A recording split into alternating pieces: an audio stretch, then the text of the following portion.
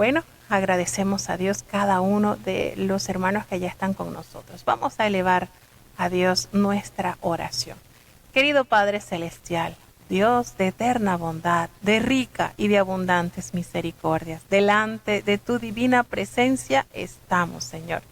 Te adoramos y te exaltamos, porque solo tú eres digno de toda honra y de toda gloria. Señor, ¿a quién iremos? ¿A dónde iremos si solamente en ti hay palabras de vida eterna? Gracias por esta preciosa oportunidad que nos concedes en este día de estar nuevamente reunidos para leer tu palabra, Señor, para contemplar la hermosura de tu verdad. Padre bueno, perdona nuestros pecados, faltas y errores cometidos delante de ti, pues reconocemos que ante tu presencia no hay hombre que no peque. Pecamos en pensamientos, pecamos en palabras, pecamos en acciones. Considera nuestra humana fragilidad y ayúdanos cada día a cambiar. Ten misericordia. Y te presentamos en este programa a cada uno de los hermanos que ya están con nosotros conectados desde los distintos lugares, Padre. Los hermanos que están desde los Estados Unidos, desde Alemania, desde Chile, desde República Dominicana, desde México, desde Venezuela, desde Panamá. Bendice, Señor, cada oyente, que se pueda en ellos cumplir la promesa revelada en tu palabra, Señor, como lo dice el profeta Isaías, porque como desciende de los cielos la lluvia y la nieve y no vuelve allá, sino que harta la tierra y la hace germinar y producir, y da simiente al que siembra y pan al que come. Así será tu palabra que sale de tu boca. No volverá a ti vacía, antes hará lo que tú quieras y será prosperada en aquellos a quienes la has enviado. Gracias, Señor, por cada hermano que ya está con nosotros conectados. Bendícele, Señor. Permite que tu Espíritu Santo sea nuestro principal maestro y nos guíe, Señor, a la correcta interpretación, Señor. Prepara nuestras mentes, nuestros corazones, nuestras manos para entender, para amar y para hacer tu voluntad. Quédate con nosotros, Señor, te necesitamos. En el dulce nombre de Jesús te lo he suplicado y en él te doy las gracias. Amén. Bueno, vamos entonces a emprender nuestro viaje a través de las Sagradas Escrituras y vamos a leer los capítulos de Primera de Corintios, capítulo 14, 15 y 16. Para hoy entonces estaríamos cerrando con la carta a los Corintios. Prestemos atención y escuchemos la lectura. Primera de Corintios, capítulo 14. Seguid la caridad y procurad los dones espirituales, mas sobre todo que profeticéis. Porque el que habla en lenguas no habla a los hombres, sino a Dios, porque nadie le entiende, aunque en espíritu hable misterios. Mas el que profetiza habla a los hombres para edificación y exhortación y consolación. El que habla lengua extraña a sí mismo se edifica, mas el que profetiza edifica a la iglesia.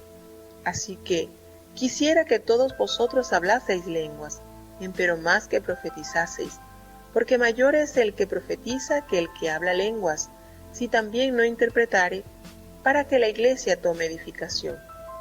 Ahora pues, hermanos, si yo fuere a vosotros hablando lenguas, ¿qué os aprovechará si no os hablare, o con revelación, o con ciencia, o con profecía, o con doctrina? Ciertamente las cosas inanimadas que hacen sonidos, como la flauta o la vihuela, si no dieren distinción de voces, ¿cómo se sabrá lo que se tañe con la flauta o con la vihuela? Y si la trompeta diere sonido incierto, ¿quién se apercibirá a la batalla? Así también vosotros, si por la lengua no diereis palabra bien significante, ¿cómo se entenderá lo que se dice? Porque hablaréis al aire. Tantos géneros de voces, por ejemplo, hay en el mundo, y nada hay mudo. Mas si yo ignorare el valor de la voz, seré bárbaro al que habla, y el que habla será bárbaro para mí. Así también vosotros, pues que anheláis espirituales dones, procurad ser excelentes para la edificación de la iglesia, por lo cual el que habla lengua extraña pida que la interprete. Porque si yo orase en lengua desconocida, mi espíritu ora, mas mi entendimiento es sin fruto. ¿Qué pues? ¿Oraré con el espíritu? Mas oraré también con entendimiento. Cantaré con el espíritu, mas cantaré también con entendimiento. Porque si bendijeres con el espíritu, el que ocupa el lugar de un mero particular, ¿cómo dirá amén a tu acción de gracias?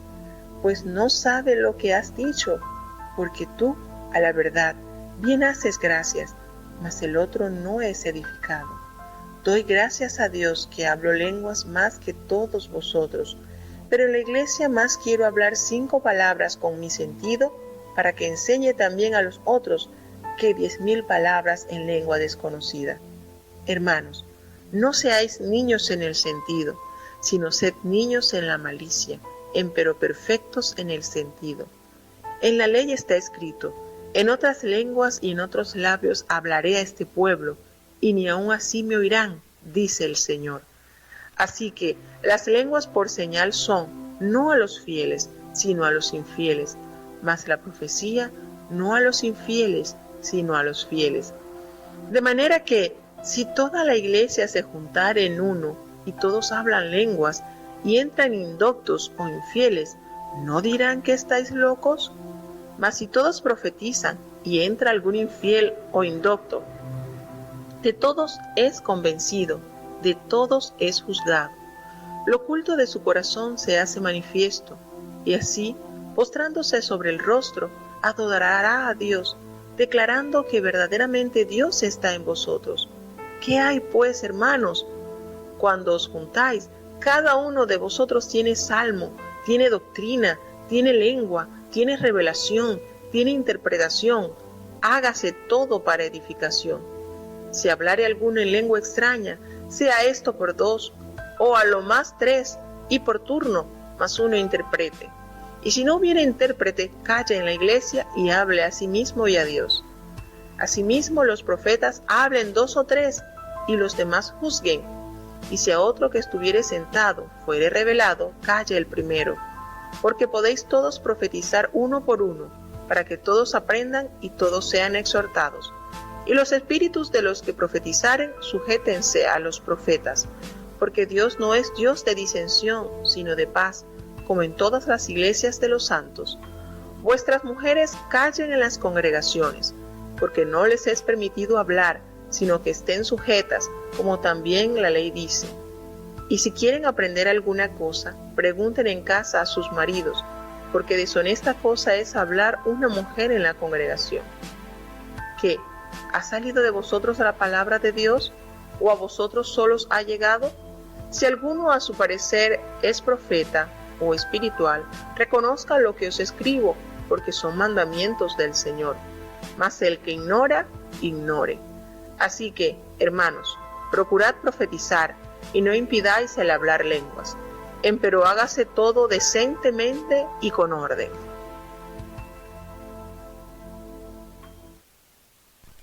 Bueno, tenemos la lectura del capítulo 14, y en este capítulo notamos la manera en que el apóstol Pablo da orientaciones para ejercer los dones de profecía y lenguas, y los compara también con el gran beneficio de ejercerlos tanto en público como en privado, y fija las reglas de su empleo, de qué manera se han de usar, y ofrece una exhortación también sobre el buen uso de los dones de los cuales Dios dota a su iglesia.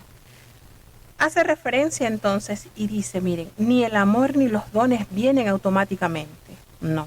Ni pueden considerarse tampoco algo como relacionado con la pasividad o la indiferencia. Los creyentes deben procurar sobre todo el don de profecía, y en comparación con el hablar públicamente en lenguas. Y él explica esto. ¿Por qué?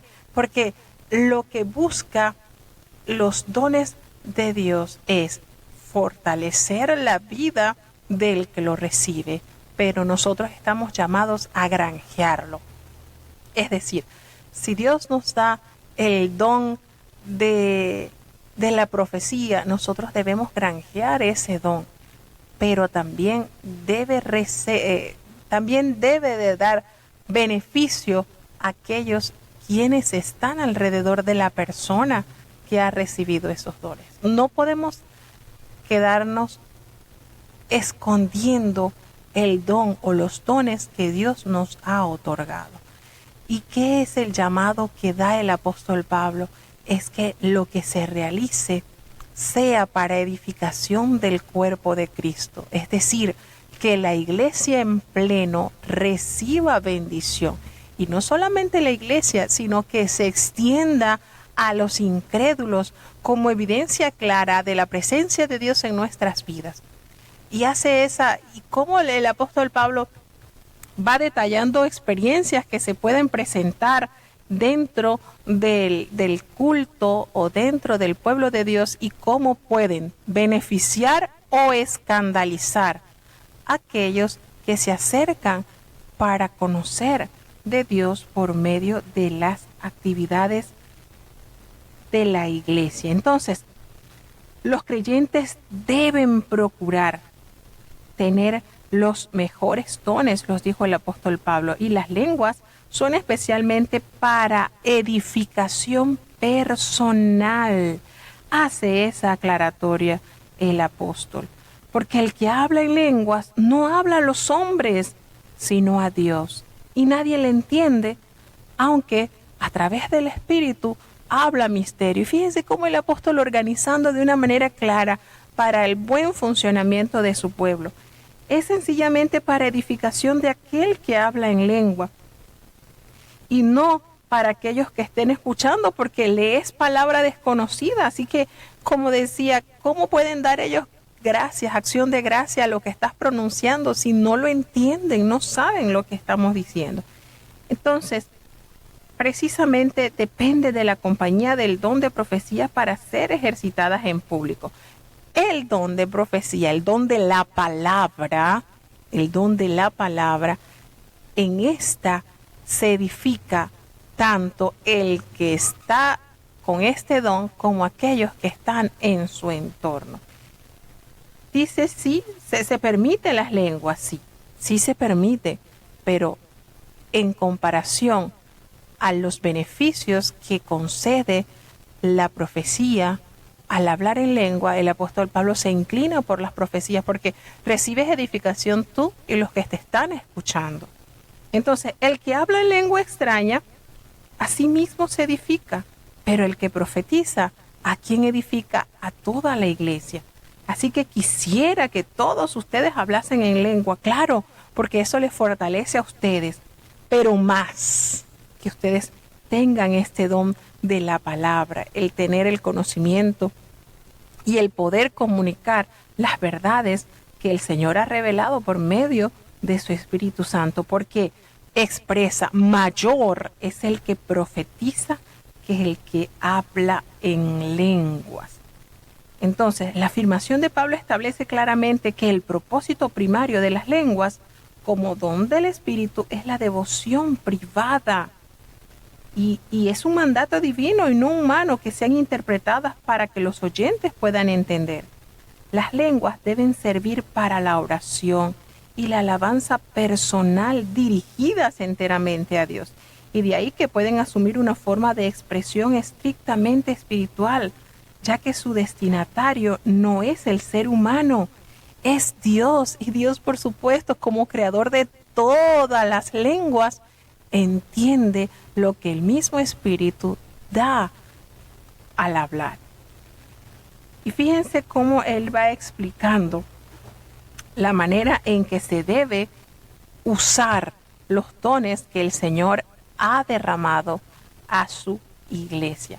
Ahora dice él, bueno, si yo voy a ustedes, fíjense cómo él va expresando, si yo voy a ustedes hablando en lengua, ¿en qué les va a aprovechar a ustedes que yo les hable en lengua?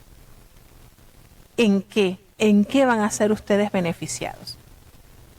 ¿Qué les va a producir a ustedes que yo les dé un discurso hablando lenguas, ¿en qué le va a beneficiar? Pero ¿qué sucede cuando es expresada la profecía, la doctrina? Y miren cómo él va diciendo. ¿Por qué? Porque es que hay cosas inanimadas que producen sonidos, así como la flauta o la cítara. Si no dieron distinción de voces, entonces ¿cómo van a saber lo que toca la flauta, lo que toca estos instrumentos?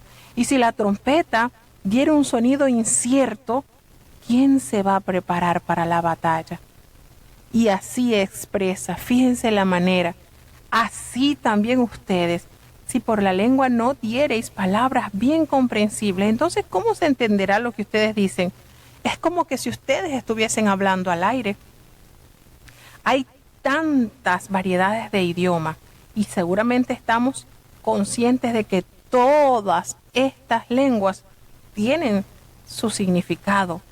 Pero si yo ignoro ese significado, esas palabras, vengo a ser como un extranjero que no va a entender nada de lo que se me está comunicando. Así también ustedes que anhelen esos dones espirituales, procuren abundar en ellos, procuren buscar esos dones en los cuales la iglesia sea grandemente edificada. Por eso les dice, el que habla en lengua extraña, bueno, pide en oración la interpretación para poder discernir qué es lo que el Espíritu está comunicando. Pero fíjense que el apóstol Pablo no está censurando, no, que no se hable en lengua. No, ese es un don de Dios y de verdad hemos conocido muchos hermanos que tienen esa facilidad. Cuando estamos en un culto de oración, cuando estamos en un culto en espera de la promesa del Espíritu Santo, pues notamos eso se desborda en esa persona y es característica porque eso es de Dios. Pero en realidad, ¿quién recibe edificación? El hermano que está hablando, el hermano que está conectado directamente con Dios. Pero los que estamos alrededor, que desconocemos lo que se está expresando, no somos edificados. No somos edificados. Y entonces él dice, mire, si yo oro en lengua desconocida, es mi espíritu el que ora, pero mi entendimiento realmente queda sin fruto. Entonces, ¿qué? Voy a orar con el espíritu, sí, necesito orar con el espíritu, pero también tengo que orar con el entendimiento. Voy a cantar con el espíritu, sí, pero también necesitamos cantar con el entendimiento. Entonces, Pablo revela el lugar que ocupan las lenguas en su propia vida de oración. Y orar en lenguas es orar en el espíritu en lugar de orar con el intelecto. Y lo mismo sucede con los cánticos de alabanza. Para Pablo, orar y cantar, tanto en lengua como en el lenguaje cotidiano, formaban parte integral y regular de la oración y la alabanza. Y no se sugiere nada que tenga que ver con manifestaciones de histeria, emocionalismos o ningún tipo de anormalidad, de escándalo, de cosas, no. Ahora, lo que él está procurando y está enseñándonos es el Espíritu bendice, sí, el Espíritu ocupa un lugar especial, pero ¿qué sucede con lo que las personas que nos están oyendo? ¿Van a poder expresar un amén a esa acción de gracia que tú estás diciendo? Es que no sabe lo que has dicho. Entonces, ¿cómo podrá decir un amén? ¿Cómo podrá expresar una aprobación a lo que estás manifestando? Porque tú a la verdad te estás dando gracias, pero el otro que está a tu alrededor no está siendo edificado. Y el apóstol de una manera modesta expresa, miren, yo doy gracias a Dios que hablo en lengua más que todos ustedes. Pero ¿saben qué? En la iglesia yo prefiero hablar 5 palabras con mi entendimiento para enseñar también a otros que 10,000 palabras en lenguas desconocidas. Entonces, para el apóstol Pablo, la edificación a otros hermanos constituía siempre un requisito indispensable para el uso público de las lenguas y al mismo tiempo indica que no se pretende censurar a las personas que hablan en lenguas. No, no es esto, sino que todo tiene su específico momento. Y es verdad, una de las cosas que me gusta mucho de mi iglesia, y es que cuando usted entra a un programa regular, secular, las personas que vienen, de verdad que no salen todas asustadas, porque no hay esos desórdenes, esas cosas que dan que pensar. Se presentan las alabanzas, las oraciones, y todo con una disciplina, un orden muy bonito. Y de verdad, muchas personas que por primera vez asisten a los servicios sagrados de nuestra iglesia se sienten cómodas, porque no hay esas cosas, esos sonidos extraños y esas situaciones extrañas. Fíjense de la manera en que está estructurada nuestra iglesia, que sí hay un espacio para los ungidos de Dios, para aquellos que han sido alcanzados por la unción, y que hay características muy particulares, pero hay en determinadas situaciones, no de una manera pública ni nada. Y esto es bonito notarlo, cómo Dios organiza a su pueblo a través de la palabra de Dios. Y entonces observamos la forma en que el apóstol Pablo va dando estas directrices para que todas las actividades colectivas que se realicen en la iglesia beneficie también a los creyentes, aquellos que están comenzando, si se quiere, aquellos que están empezando a acercarse a la iglesia, no salgan iguales o peores que como entraron, sino que reciban edificación. Y por eso el apóstol Pablo insta a que el pueblo de Dios procure alcanzar, buscar ese don de la profecía, ese don de... Y cuando hablamos de la profecía, hermano, no nos ubiquemos mal. No pensemos que el que se va a parar en el púlpito va a mirar al que llegó y le va a decir: el Señor me dijo que cuando salgas de aquí te vas a encontrar $10,000, y con eso no estemos pensando en eso. Cuando la palabra de Dios nos habla del don de profecía, hermanos, ustedes saben lo extenso, las profecías extensas que hay en la palabra de Dios, y que cuando Dios le da al hermano ese don de poder entender lo que el Señor ha dicho por medio de los profetas, y comunicarlo y enseñarlo y desglosarlo y expresar qué está el Señor manifestando con esa palabra, ¿usted cree? Recibe edificación la iglesia, recibe edificación el nuevo creyente, recibe edificación la visita. ¿Qué es lo que el Señor está manifestando por medio de su palabra y de qué manera debemos asumir? Entonces, no crean que cuando el apóstol Pablo habla, de que todos tengan don de profecía, es eso, que cada persona que esté en el púlpito hablando diga: el Señor me dijo que tendrás un hijo mañana, o que vas a... No es eso. No lo veamos de esa manera tan comercial, no. Cuando Dios nos habla por medio del apóstol Pablo, es que procuremos que el Señor nos revele esas verdades escritas en su palabra.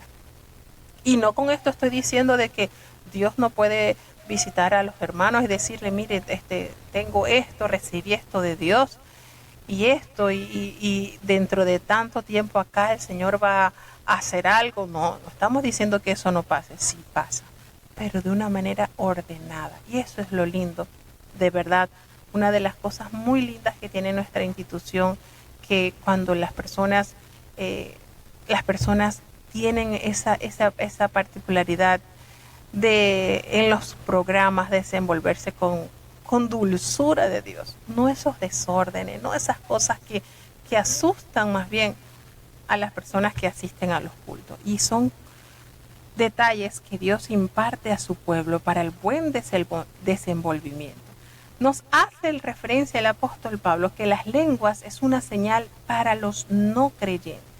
Porque él dice: hermanos, miren, no seamos niños en el modo de pensar, sino que seamos niños en la malicia.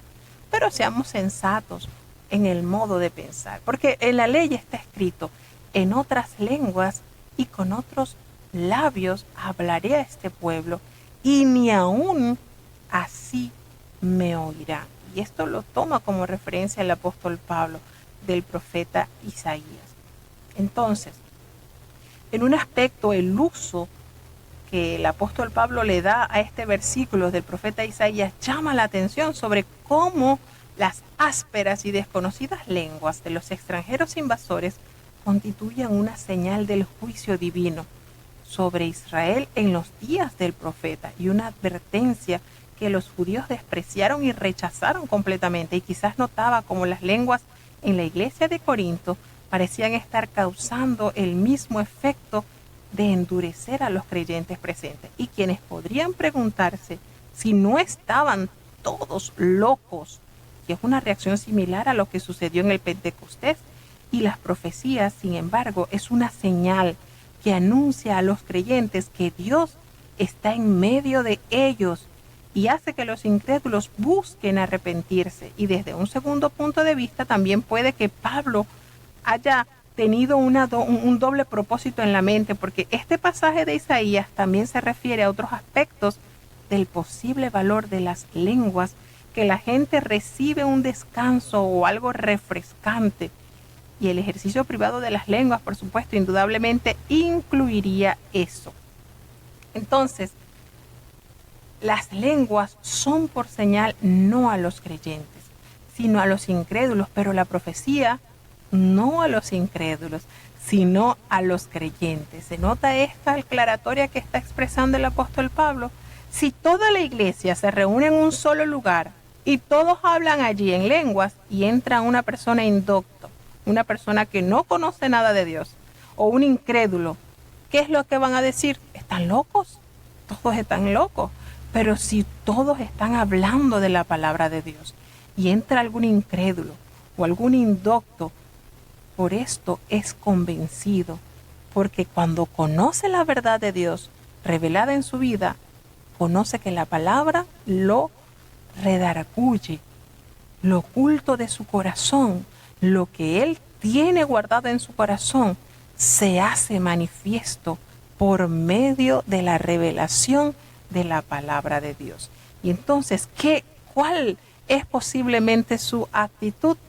Postrado sobre su rostro, adorará a Dios y declarará que verdaderamente Dios está en medio de su pueblo.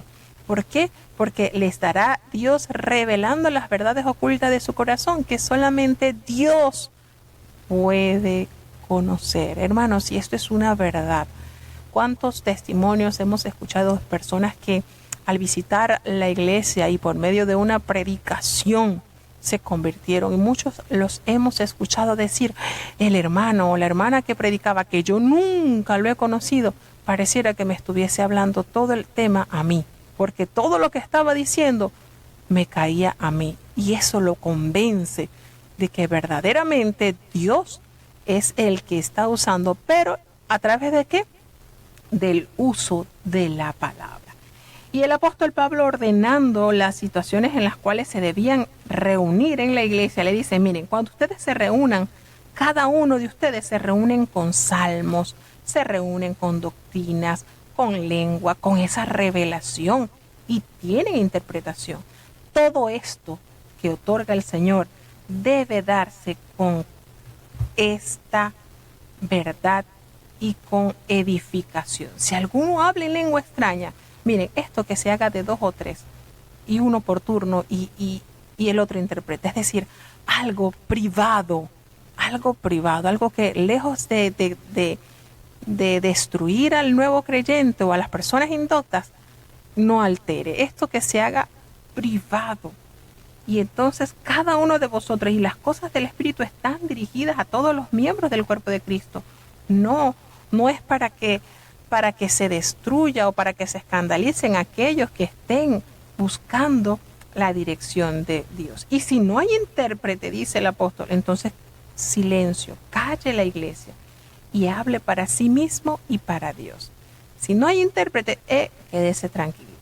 Así los profetas deben estar así al igual, todo en orden, porque Dios no es un Dios de confusión, sino de paz, como en todas las iglesias de los santos.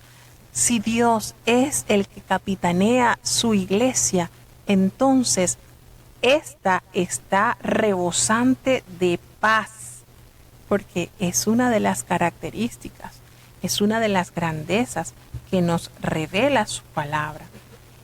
Y notamos acá en este versículo, cuando hace referencia de vuestras mujeres callen en las congregaciones porque no les es permitido hablar, sino que estén sujetas también a la ley, como lo dice. Y en estos versículos son muy difíciles y están sujetos a un gran debate. ¿Por qué? Porque con esto se argumenta de que, bueno, la mujer no puede enseñar, no puede predicar, pero no nos dice detalladamente que no pueda predicar o no pueda enseñar. Nos habla de que las mujeres se queden calladas en las congregaciones. Ahora, ¿qué sucede? La mejor interpretación quizás no es considerar que Pablo prohíbe a las mujeres manifestar dones espirituales en el culto. Y en lugar de ello, lo que él prohíbe es que la discusión desordenada que pueda perturbar el servicio.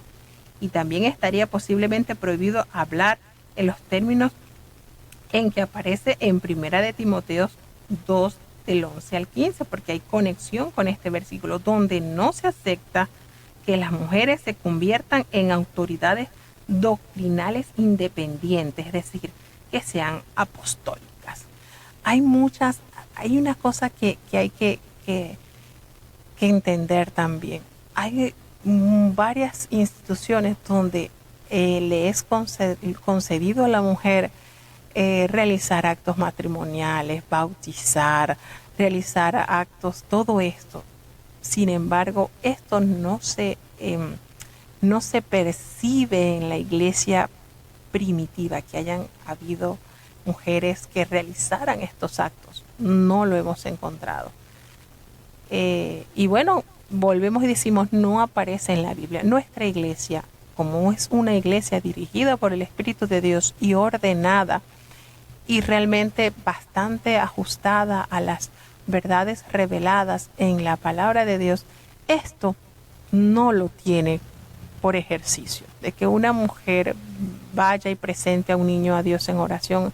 Estamos hablando de presentar lo que se conoce como la presentación de los niños, que se realizan a los 40 días de haber nacido el niño, pues se presentan a Dios, y una vez que ya tenga la edad necesaria en la que el niño decida, o sus padres, instruidos por sus padres, dé el paso para ser parte del cuerpo de Cristo, ser miembro, se ha tomado entonces esa presentación.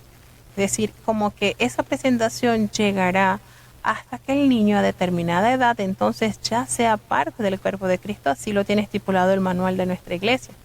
Entonces, estas actividades que están reservadas a los hombres, nuestra iglesia no las tiene para las mujeres. Y yo recuerdo, bueno, nosotros visitamos varias casas en estudio bíblico, y una de las señoras me decía, hay una iglesia, y me dice el nombre, que ahí las mujeres bautizan, las mujeres casan, y eso no es bíblico, ¿verdad? Me dice ella. No, bueno, la palabra de Dios no nos hace referencia de que alguna mujer haya tenido ese rol. De hecho, ni siquiera del rol de apostolado, de que sea enviada. Así que no está por encima de los hombres. Recordemos que la mujer fue hecha por causa del hombre. Es decir, la mujer es el complemento del hombre.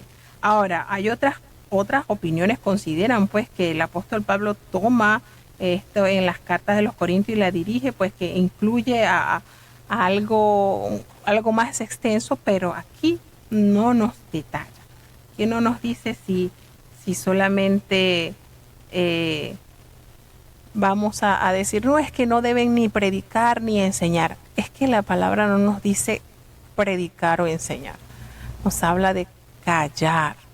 Así que bueno, habría que irse a la raíz del griego a ver qué nos encierra ese verbo para poder entenderlo un poquito más amplio.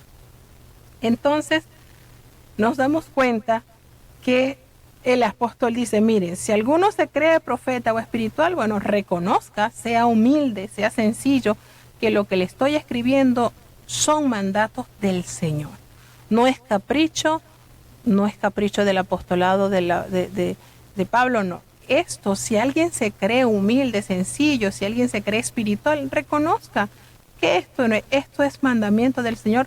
Pero bueno, el que quiere ignorar, pues que ignore. Así que hermanos, procuren profetizar y no impidan el hablar en lengua, pero todo en su espacio, porque todo, fíjense la claridad, todo se debe hacer en orden, decentemente y en orden. Y qué bonito es esto, de verdad, qué bonito. Y yo doy gracias a Dios porque una de las maneras muy lindas que tiene nuestra iglesia en la parte de adoración, en los programas, es bonito, es en orden, exaltando a Dios.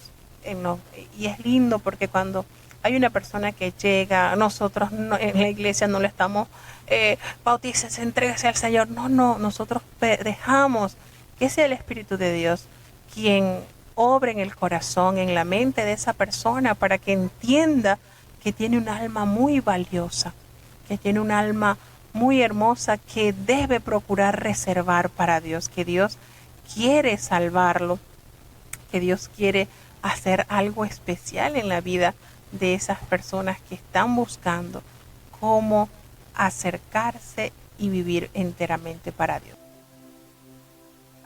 Primera de Corintios capítulo 15. Además os declaro, hermanos, el evangelio que os he predicado, el cual también recibisteis, en el cual también perseveráis, por el cual asimismo si retenéis la palabra que os he predicado sois salvos, si no creísteis en vano. Porque primeramente os he enseñado lo que asimismo recibí, que Cristo fue muerto por nuestros pecados conforme a las Escrituras, y que fue sepultado, y que resucitó al tercer día, conforme a las Escrituras, y que apareció a Cefas, y después a los 12. Después apareció a más de 500 hermanos juntos, de los cuales muchos viven aún y otros son muertos. Después apareció a Jacobo, después a todos los apóstoles, y el postrero de todos, como un abortivo, me apareció a mí. Porque yo soy el más pequeño de los apóstoles, que no soy digno de ser llamado apóstol, porque perseguí la iglesia de Dios.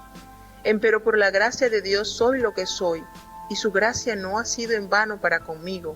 Antes he trabajado más que todos ellos, pero no yo, sino la gracia de Dios que fue conmigo. Porque o sea yo o sean ellos, así predicamos y así habéis creído. Y si Cristo es predicado que resucitó de los muertos, ¿cómo dicen algunos entre vosotros que no hay resurrección de muertos? Porque si no hay resurrección de muertos, Cristo tampoco resucitó. Y si Cristo no resucitó, vana es entonces nuestra predicación, vana es también nuestra fe, y aún somos hallados falsos testigos de Dios, porque hemos testificado de Dios que Él haya levantado a Cristo, al cual no levantó, si en verdad los muertos no resucitan. Porque si los muertos no resucitan, tampoco Cristo resucitó, y si Cristo no resucitó, vuestra fe es vana, aún estáis en vuestros pecados. Entonces también los que durmieron en Cristo son perdidos. Si en esta vida solamente esperamos en Cristo, los más miserables somos de todos los hombres. Mas ahora Cristo ha resucitado de los muertos, primicias de los que durmieron es hecho.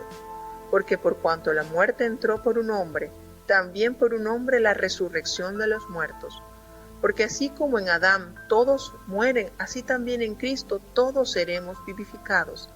Mas cada uno en su orden, Cristo las primicias, luego los que son de Cristo, en su venida. Luego el fin, cuando entregare el reino a Dios y al Padre, cuando habrá quitado todo imperio y toda potencia y potestad, porque es menester que Él reine hasta poner a todos sus enemigos debajo de sus pies, y el postrer enemigo que será deshecho será la muerte. Porque todas las cosas sujetó debajo de sus pies, y cuando dice todas las cosas son sujetadas a Él, claro está exceptuando aquel que sujetó a Él todas las cosas. Mas luego que todas las cosas le fueren sujetas, entonces también el mismo Hijo se sujetará al que le sujetó a Él todas las cosas, para que Dios sea todas las cosas en todos. De otro modo, ¿qué harán los que se bautizan por los muertos, si en ninguna manera los muertos resucitan? Porque pues se bautizan por los muertos. ¿Y por qué nosotros peligramos a toda hora? Sí, por la gloria que en orden a vosotros tengo en Cristo Jesús, Señor nuestro. Cada día muero. Si como hombre batallé en Éfeso contra las bestias, ¿qué me aprovecha? Si los muertos no resucitan, comamos y bebamos, que mañana moriremos. No erréis, las malas conversaciones corrompen las buenas costumbres. Velad debidamente y no pequéis, porque algunos no conocen a Dios, para vergüenza vuestra hablo. Mas dirá alguno, ¿cómo resucitarán los muertos? ¿Con qué cuerpo vendrán? Necio, lo que tú siembras no se vivifica, si no muriere antes. Y lo que siembras, no siembras el cuerpo que ha de salir, sino el grano desnudo, acaso de trigo o de otro grano. Mas Dios le da el cuerpo como quiso, y a cada simiente su propio cuerpo. Toda carne no es la misma carne, mas una carne ciertamente es la de los hombres, y otra carne la de los animales, y otra la de los peces, y otra la de las aves. Y cuerpos hay celestiales y cuerpos terrestres, mas ciertamente una es la gloria de los celestiales, y otra la de los terrestres. Otra es la gloria del sol, y otra la gloria de la luna, y otra la gloria de las estrellas, porque una estrella es diferente de otra en gloria. Así también es la resurrección de los muertos. Se siembra en corrupción, se levantarán en incorrupción. Se siembra en vergüenza, se levantará en gloria. Se siembra en flaqueza, se levantará con potencia. Se siembra cuerpo animal, resucitará espiritual cuerpo. Hay cuerpo animal y hay cuerpo espiritual. Así también está escrito, fue hecho el primer hombre Adán en ánima viviente, el postrer Adán en espíritu vivificante. Mas lo espiritual no es primero, sino lo animal, luego lo espiritual.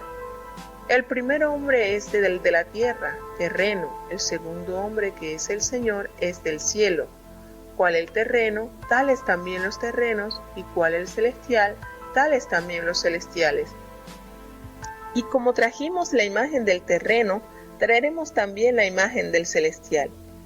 Esto empero digo, hermanos, que la carne y la sangre no pueden heredar el reino de Dios, ni la corrupción hereda la incorrupción.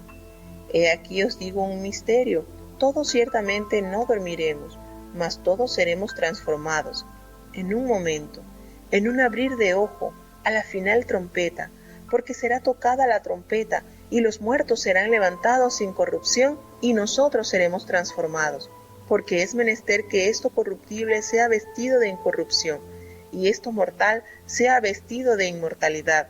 Y cuando esto corruptible fuere vestido de incorrupción, y esto mortal fuere vestido de inmortalidad, entonces se efectuará la palabra que está escrita, sorbida es la muerte con victoria. ¿Dónde está, oh muerte, tu aguijón? ¿Dónde, oh sepulcro, tu victoria? Ya que el aguijón de la muerte es el pecado, y la potencia del pecado, la ley. Mas a Dios gracias, que nos da la victoria por el Señor nuestro Jesucristo. Así que, hermanos míos amados, estad firmes y constantes creciendo en la obra del Señor siempre, sabiendo que vuestro trabajo en el Señor no es en vano.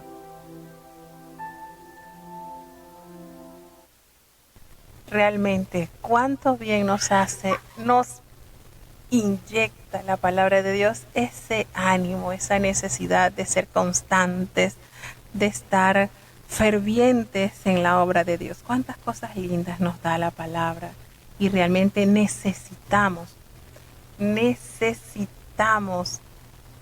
estar siempre constantemente en la palabra de Dios, estar leyendo, recordando, porque precisamente la palabra de Dios es como su carta de amor hacia sus hijos. Es tanto lo que nosotros podemos recibir de su palabra, hermanos, aliento en momentos difíciles, consuelo en momentos tristes, recordando que si tenemos gozo, no es del mundo, ese gozo nos los concede Dios. Y por medio de las Escrituras, hermanos, Dios nos provee esa fuerza. Por eso bien Jesucristo lo recordó, no solo de pan vivirá el hombre. Y es cierto, nosotros tenemos ciertos días sin comer y nos descompensamos totalmente, no solo físicamente, sino en en la personalidad, todo es altera. Pero hermanos, cuando nosotros nos alimentamos diariamente con su palabra, hay algo tan lindo que Dios nos suple a través de sus verdades reveladas. Es lindo, de verdad. En lo particular, hermanos, qué gozo se siente ser parte del pueblo escogido de Dios. Que a tus oídos haya llegado esta invitación a morar con Él y que tú no hayas rechazado esta invitación, sino que así como aquel hombre al entender el plan redentor de Cristo, le expresó a su tutor: he aquí agua, ¿qué impide que yo sea bautizado? Entiendo que tengo que dar ese fruto de arrepentimiento y tantas cosas lindas de verdad que uno consigue y fuera de Dios, hermanos, fuera de Dios no hay vida, no hay vida, sencillamente Él es la vida misma. Y el apóstol Pablo, cuando aquí le transmite a los corintios esa verdad: yo soy llamado apóstol y no merecía serlo porque es que yo perseguía a su iglesia.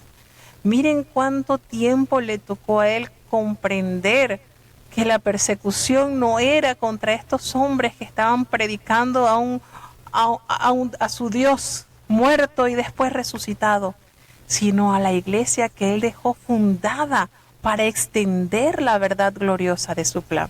Yo no merecía. Qué declaraciones tan lindas el apóstol Pablo nos declara en este capítulo. Es deleitoso leer su palabra y ahondar un poquito más en las verdades que nos revela su santa y bendita palabra. Fíjense que la resurrección de Cristo se manifiesta y la detalla el apóstol Pablo de una manera ejemplar. Y esa realidad de la fe que encendido en nuestros corazones y constante alcanza salvación. Mire, él les expresa: hermanos, el evangelio que yo les he predicado, que ustedes han recibido, en el cual ustedes perseveran. Qué hermoso, ¿verdad? Por el cual ustedes mismos han retenido esa palabra que les he predicado. Por eso, por esa constancia, ustedes son salvos. No han creído en vano. No hemos puesto nuestra fe en algo pasajero. ¿Por qué él hacía referencia a la resurrección? Porque los griegos se burlaban de la idea de la resurrección del cuerpo. Recordemos lo que nos detalla en el libro de los Hechos, capítulo 17, versículo 32. ¿Qué nos dice esto? Y nosotros conectamos con lo que nos dice su palabra.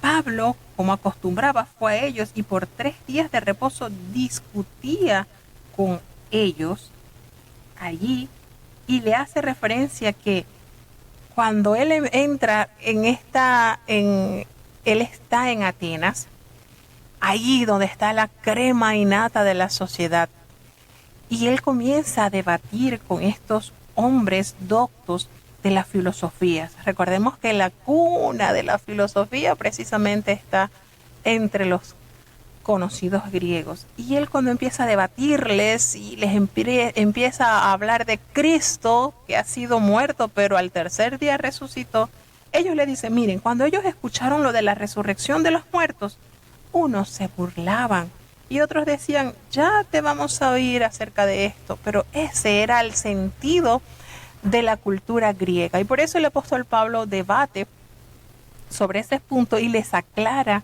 a los corintios. Los griegos sencillamente pensaban que el cuerpo constituía una cárcel del alma inmortal, y de ahí que pasa a ascender al bien, y el alma tenía que escapar del cuerpo. Y Pablo presenta la resurrección como una nueva forma de vida prevista en el eterno plan redentor de Dios, junto a la destrucción de todos los poderes malignos. Y muestra, por supuesto, la importancia de la resurrección al relacionarla con Jesucristo y a los cristianos, y define la naturaleza del cuerpo resucitado y revela cómo tendrá lugar la resurrección. Fíjense que esto para los griegos era una locura. Eso de la resurrección, no, eso no tenía en ellos capacidad de entendimiento. Y el Evangelio es más que el perdón de los pecados, hermanos. El Evangelio nos incluye la resurrección de Cristo y la subsecuente renovación de todo lo creado por Dios. Pero eso sí, solo la fe que persevera es la fe que salva, y es lo importante. El que perseverare hasta el fin, dijo Jesucristo, ese será salvo. No dice el que casi que persevere, el que esté a puntito de... No, el que perseverare hasta el fin, ese que persevere, tiene la palabra de Jesús como confirmación de que será salvo. La perseverancia es sumamente esencial, indispensable. Entonces, nos hace referencia, el Evangelio es la revelación histórica de Dios en Cristo, así de sencillo, y es un acontecimiento real que tuvo lugar con la crucifixión y la resurrección de Jesús, presenciada por testigos confiables. Y el Evangelio no es especulación ni teoría, es un hecho real que puede ser informado. Cuando Él dice, mire, porque primeramente se les ha enseñado a ustedes lo que yo recibí, que Cristo murió por nuestros pecados, así como lo revela la Escritura. ¿Y cuántas profecías fueron consumadas con la vida de Jesucristo? Vida, obra y resurrección, vida, obra, muerte y resurrección de Cristo.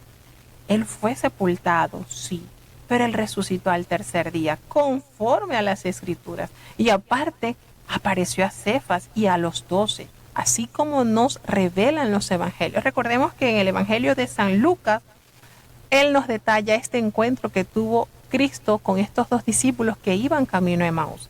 Y después de esto, fíjense lo que nos añade un poquito más el apóstol. Él apareció a más de 500 hermanos a la vez, de los cuales muchos están vivos y otros ya duermen en la esperanza de la resurrección. También les apareció a Jacobo, a todos los apóstoles y al último de todos, ese como un abortivo, ese fui yo. Y Pablo confiesa su indignidad personal como antiguo perseguidor de los cristianos, como un abortivo. Es una forma gráfica a través de la cual el apóstol Pablo se describe a sí mismo como alguien insignificante, sin vida propia. Y en los días del llamamiento apostólico, la conversión de un judío devoto como Pablo sería algo inexplicable si Cristo no se le hubiese aparecido. ¿Qué encuentro tuvo Pablo, Saulo de Tarso, con aquel con quien levantó las armas para aniquilar a todos los que profesaban su nombre? ¿Qué experiencia? Ustedes se imaginan, yo me pongo a analizar ese encuentro que tuvo Saulo con Jesús. ¿Qué pensamientos tendría él cuando él iba rumbo a Damasco con esas cartas para limpiar Damasco de todos aquellos que con gozo, con compromiso, predicaban a Cristo, predicaban su verdad? ¿Qué de pensamientos tendría él en su mente, en su corazón, cuando irrumpe el Señor en su camino? Y de allí en adelante, todo fue tan diferente para él. Cómo Dios opera en la mente, en el corazón del ser humano. Definitivamente, la gracia de Dios no tiene límites, no tiene límites. Entonces, notamos cómo Pablo asume esto cuando hace referencia, pero y él les dice, yo soy el más pequeñito de los apóstoles. Yo no soy digno de ser llamado apóstol porque yo perseguía la iglesia de Dios. Qué confesión, ¿verdad? Qué confesión, hermanos. Para decir esto, para aceptar esto, hay que tener mucho valor, reconocimiento. Yo los perseguía, pero la gracia de Dios, esa gracia, por eso soy lo que soy, y su gracia Y esta es una manera linda de debatir. Y esa gracia que se desbordó en mi vida, esa oportunidad que recibí sin merecerla, no fue en vano. Queriendo decir, no he desestimado esta oportunidad que Dios me ha dado. No menosprecié este llamado que Dios me ha dado, no. Porque ahora he trabajado más que todos aquellos apóstoles. ¿Y ustedes creen que cuando el apóstol escribe esto, no le está haciendo con todo concepto de cómo Dios lo ha usado para llevar el evangelio? ¿Cuántas obras? Miren, el apóstol Pablo, lo que vivió el apóstol Pablo en comparación con los 12 apóstoles de Jesús, aquí pasó algo así como la parábola del deudor. El apóstol Pablo tenía una deuda muy grande con Jesucristo, y el que más se le perdonó manifiesta más amor por lo que le perdonaron. Y así yo siento al apóstol Pablo, al él ver hacia atrás de su vida y ver con horror todas las cosas que él había hecho en su ignorancia, y saber que Cristo perdonó su equivocación. Hermanos, él estaba como aquella mujer llorando a los pies de Jesús, manifestando su amor, porque era tan grande los pecados que le había perdonado. Y su vida fue un constante mover para sacar a muchos de ese error en el cual él también estuvo. Y esto lo podemos ver en la vida de este gran siervo de Dios. De qué manera él se entregó por completo a agradecer a Dios esta oportunidad. Y por eso él le refiere a los corintios, mire, esa gracia que he recibido no ha sido en vano, porque he trabajado mucho más que todos los apóstoles. Pero ya va, no soy yo. Ese trabajo no es humano, sino que es la gracia de Dios que está conmigo y me asiste y me permite llevar esto glorioso que he recibido. Porque o sea yo, o sean ellos, nosotros predicamos y ustedes han creído a esta predicación. Pero si se predica que Cristo resucitó de los muertos, entonces ¿cómo dicen algunos entre ustedes que no hay resurrección de los muertos? Haciendo salvedad, ¿cómo pueden tener la duda de esto? Volvemos y caemos en consideración. Los griegos para ellos no entendían esto. Esto era locura. Esto era inadecuado, la resurrección. Y entonces el apóstol Pablo les va expresando hipotéticamente la falsa premisa de que Cristo no había resucitado para mostrar las profundas implicaciones del cuento. El cristianismo depende, hermano, completamente de la real resurrección del cuerpo de Cristo. De otra forma, el cristianismo pasaría a ser un engaño. Totalmente. Nuestra fe está fundada enteramente en la tumba vacía. Imagínense, y el apóstol Pablo desglosa este tema así. La primicia, imagínense, ahora Cristo ha resucitado de los muertos, primicia de los que durmieron es hecho. Fíjense esto, Él les explica y les dice, miren, Jesucristo ha resucitado, primicia, los primeros frutos que maduran en una cosecha, anuncia la inminente siega. Y de acuerdo con lo que está relatado en Levítico 23, del 4 al 14, los primeros frutos de la Pascua se usaban para consagrar la próxima cosecha. Y asimismo Jesús murió en la Pascua y su resurrección es una promesa de nuestra propia resurrección. La resurrección no es una idea filosófica indefinida, sino una experiencia en la vida humana. Jesucristo es una persona que actuó en favor de los seres humanos y sin duda alguna su ministerio, su caminar por esta tierra, no dejó duda de lo divino que estaba con él. Dios encarnado con nosotros fue. Fíjense, Y la segunda venida de Cristo completará la cosecha de la resurrección. Habiendo sometido a todos sus enemigos, Cristo devolverá las riendas del gobierno divino al Dios y Padre Celestial.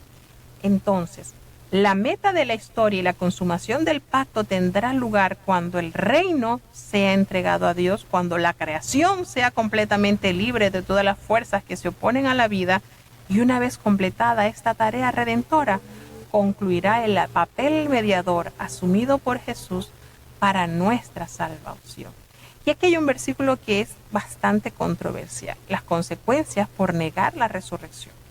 Dice: los que se bautizan por los muertos. Y de verdad es difícil este versículo, que está sujeto a múltiples interpretaciones, y algunos ven una referencia al mismo Jesús, es decir, bautizados por o bajo la invocación de los muertos, es decir, Jesús el que murió y con quien se identifica el creyente en el bautismo.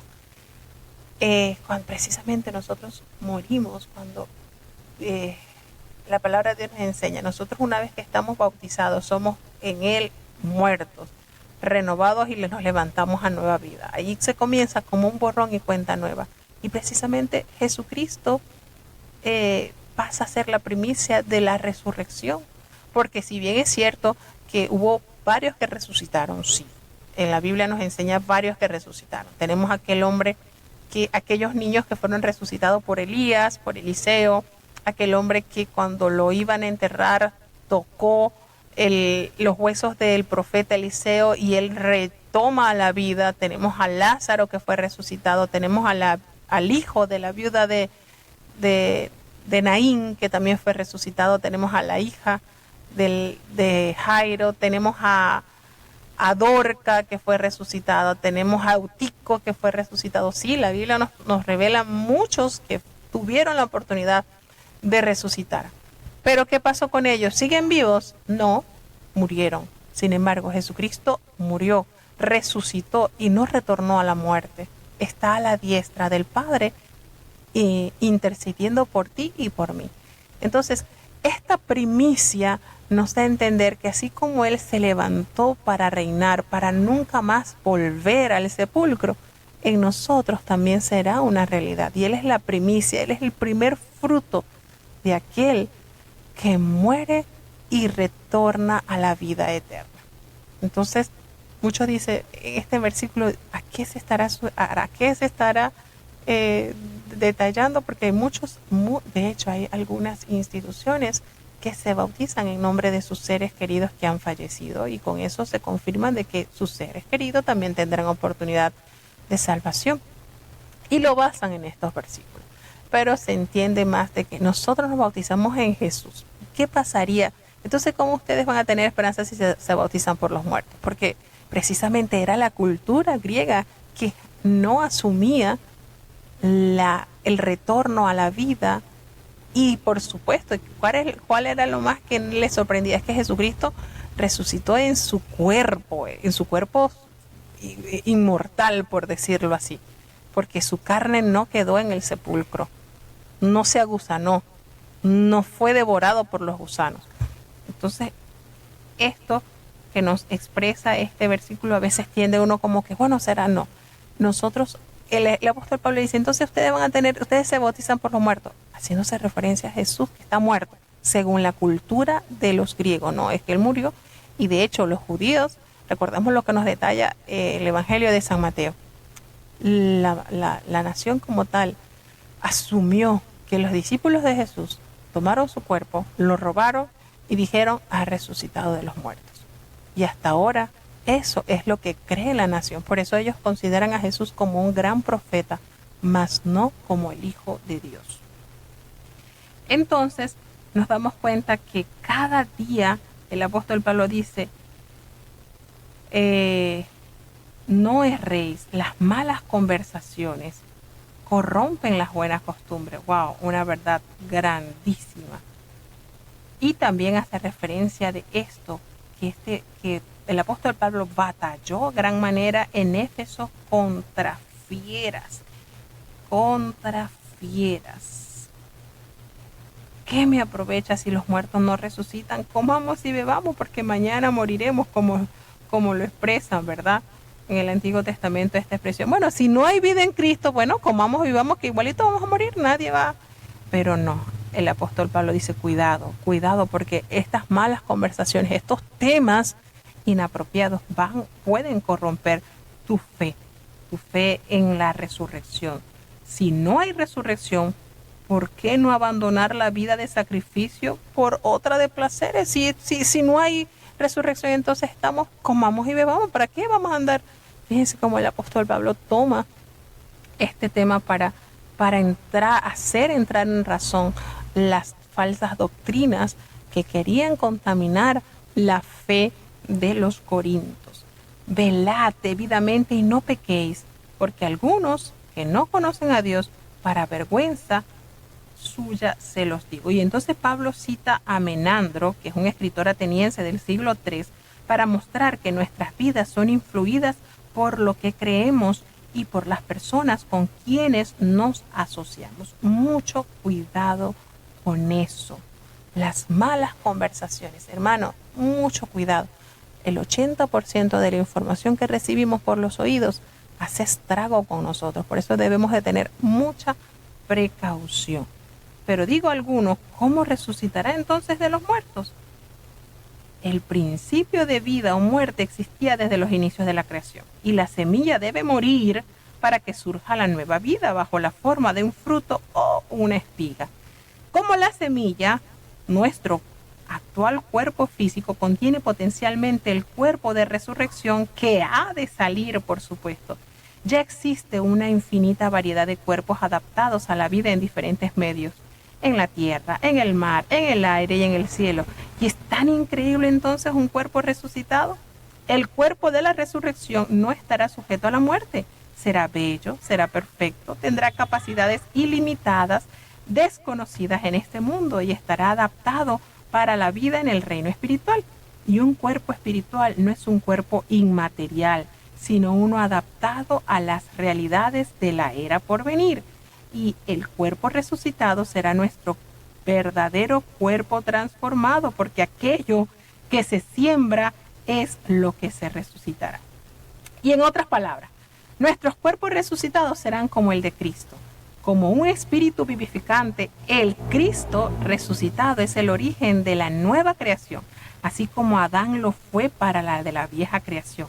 Aunque no sabemos a ciencia cierta cómo es la naturaleza del cuerpo espiritual, el cuerpo resucitado de Cristo revela algo sobre qué tipo de cuerpo tendrán los creyentes resucitados. Durante los 40 días de apariciones posteriores a la resurrección, Jesús parecía ser un hombre común y todavía exhibía las huellas de los clavos. Ingería alimentos, aunque también podía atravesar a voluntad puertas herméticamente cerradas. Tenía dominio completo sobre la naturaleza, como se evidenció en el episodio de los peces. Así que notamos cómo el apóstol Pablo toma todo esto para motivar a la fe de que sí, de que lo que nosotros ahorita vemos es una sombra de lo porvenir. Sí vendrá esa vida incorruptible. Y Dios le dejó saber a Pablo que los muertos serán levantados gracias a una instantánea transformación. A la final trompeta, la trompeta se usaba para congregar el pueblo de Dios, recordemos, y en las ceremonias de la coronación de los reyes de Israel. Nos damos cuenta entonces que el poder del pecado, que es la ley, que es buena en sí misma, fue dada a causa de la debilidad y el pecado de la gente. Y cuando las exigencias morales de la ley se enfrentan a la pecadora naturaleza humana, activan el pecado. Y en un lugar de traer salvación, acarrean condenación. Sin embargo, la resurrección de Cristo conduce a la victoria sobre el pecado, la ley y la muerte. Y nos detalla la manera de culminar, ya que ese aguijón de la muerte es el pecado y el poder del pecado es la ley. Pero ¿saben qué? Gracias sean dadas a Dios, que nos ha dado la victoria. ¿Por quién? Por medio de Jesucristo. Así que, hermanos míos amados, es la más hermosa de estos consejos del versículo. estad firmes y constantes. Pero no solamente firmes y constantes, nos hace la invitación a crecer en la obra del Señor siempre, sabiendo que todo el trabajo que nosotros llevamos en la viña del Señor no será en vano. Qué hermoso, ¿verdad? Esta invitación que el apóstol Pablo nos da en el cierre de este capítulo. Qué hermoso es ser constantes y creciendo. Cuando nosotros miramos hacia atrás y nos damos cuenta cómo llegamos a los pies de Cristo y cómo estamos ahora, nos damos cuenta si antes lo que me irritaba, lo que me enojaba, ahora no. Ahora lo supero, ahora lo entiendo, ahora lo veo como crecimiento para mi vida. Nos damos cuenta entonces que efectivamente estamos creciendo en la obra de Dios. ¿Y en qué consiste eso, hermano? Esa semillita de maíz que usted siembra no va a quedar igual de la misma forma. A manera que va creciendo, pierde su forma original. Y así pasa con nosotros. Eso que llegamos, no somos el mismo. Quiere decir que efectivamente estamos creciendo en la obra del Señor. Seguimos avanzando.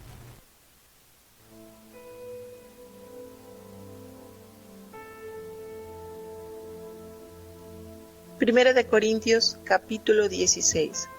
Cuanto a la colecta para los santos, haced vosotros también de la manera que ordené en las iglesias de Galacia. Cada primer día de la semana cada uno de vosotros aparte en su casa, guardando lo que por la bondad de Dios pudiere, para que cuando yo llegare no se hagan entonces colectas. Y cuando habré llegado, los que aprobareis por cartas, a estos enviaré que lleven vuestro beneficio a Jerusalén, y si fuere digno el negocio de que yo también vaya, irán conmigo. Y a vosotros iré, cuando hubiere pasado por Macedonia, porque por Macedonia tengo de pasar, y podrá ser que me quede con vosotros, o invernare también, para que vosotros me llevéis a donde hubiere de ir. Porque no os quiero ahora ver de paso, porque espero estar con vosotros algún tiempo, si el Señor lo permitiere. Empero estaré en Éfeso hasta Pentecostés, porque se me ha abierto puertas grandes y eficaz, y muchos son los adversarios. Y si llegare Timoteo, mirad que esté con vosotros seguramente, porque la obra del Señor hace también como yo.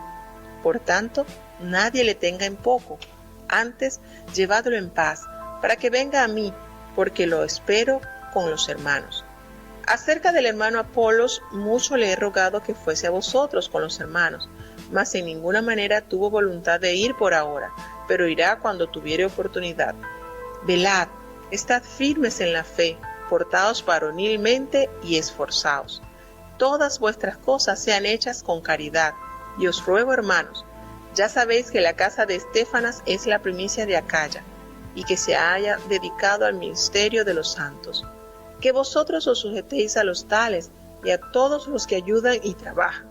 Huélgome de la venida de Estéfanas y de Fortunato y de Acaico, porque éstos suplieron lo que a vosotros faltaba, porque recrearon mi espíritu y el vuestro. Reconoced pues a los tales. Las iglesias de Asia os saludan mucho en el Señor, Aquila y Priscila, con la iglesia que está en su casa. Os saludan todos los hermanos, saludaos los unos a los otros con ósculo santo. La salutación de mí, Pablo, de mi mano. El que no amare al Señor Jesucristo sea anatema. Maranata. La gracia del Señor Jesucristo sea con vosotros. Mi amor en Cristo Jesús sea con todos vosotros. Amén. Bueno, y de esta manera el apóstol Pablo cierra su carta apostólica enviada a los Corintios. Notamos entonces que en estas son consideraciones más bien ordinarias y salpicadas de la vitalidad espiritual, pues Pablo se ocupa de aspectos relacionados con las ofrendas y se refiere al hermano Apolos también y menciona acontecimientos y personalidades que tienen que ver con el futuro de los creyentes allí en la iglesia en Corinto. Y de acuerdo con Romanos 15, los cristianos gentiles tenían una deuda de amor con los judíos por compartir sus bendiciones espirituales. Y sin duda, pues Pablo aspiraba a salvar esa brecha entre ambos. Y la ofrenda debía ser sistemática, individual, proporcional y cuidadosamente administrada. Entonces Pablo Aquí revela también que el temor a sus planes de visitar Corinto a causa del éxito de su ministerio que estaba viviendo en Éfeso, porque primero que él quería viajar por Macedonia para fortalecer la obra allí, y debido a que deseaba permanecer algún tiempo más prolongado en Corinto y no estar por ellos así de paso como entrar por salida, ni realizar una simple visita, sino que él quería estar, compartir una larga estadía con sus hermanos en Corinto. Entonces, aquí nos hace referencia que Pablo había enviado a Timoteo, ya había enviado a Timoteo en una misión a Corinto, y Timoteo le informó de ella más tarde cuando se encontraron en Macedonia, antes de que el apóstol Pablo escribiera la segunda epístola a los Corintios. Hace referencia sobre Apolos también, que es ministro en Corinto después que Pablo estableció allí la iglesia, y se opuso terminantemente a regresar, quizás por la disensión faccional de lo que hizo parecer como rival de Pablo, o quizás porque en ese momento estaba muy ocupado. No lo revela el apóstol Pablo las causas por las cuales Apolos no pudo asistir. Y la situación no resuelta de Corinto podía causar estragos sin vigilancia, sin coraje y sin temor. Por eso les decía estas exhortaciones finales: estad firmes en la fe, portaos varonilmente y esforzaos. ¿Por qué estos consejos necesarios? Todas vuestras cosas sean hechas con amor. Y recordemos que él precisamente expresó en esta carta el más excelso camino, el amor. Y bueno, le dice: hermanos, ya ustedes saben que la familia de Estéfana es la primicia de Acaya. Y cuando hace referencia de Estéfana y su familia, estuvieron entre los primeros conversos en el sur de Grecia y entre los pocos que el propio Pablo bautizó. Él y su familia se entregaron en amoroso servicio a los demás y por supuesto merecían la leal obediencia de la iglesia. Y hace referencia entonces a que se regocijaba con la venida de Estéfanas, de Fortunato y de Acaico, porque ellos habían suplido también en su ausencia y porque confortaron su espíritu y el de ellos. Así que debían reconocer. Estos visitantes de Corinto probablemente trajeron la carta escrita por la iglesia, y los tres eran modelos del espíritu de auxilio y de alegría. ¿Quién?